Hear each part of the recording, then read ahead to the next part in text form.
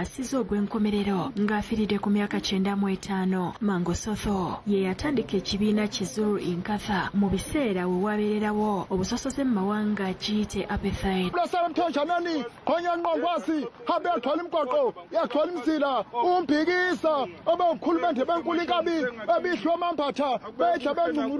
President wa South Africa Cyril Ramaphosa akungubagidde Mangosuthu gw'ayogeddeko ng'abadde omukulembeze ow'amaanyi era nti wakulwawo okwerabirwa mu byafaayo by'eggwanga lyabwe.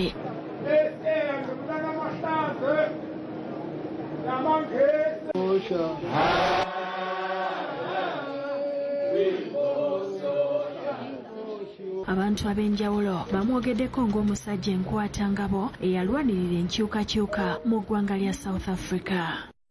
We learned from him all what we have because of his effort.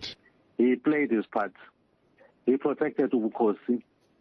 He made sure that the traditional leaders are respected in the country because he did not compromise when it comes to that one. Resting, he's at peace. He played his role. Like, it's one person that we have to celebrate his life and more than being sad.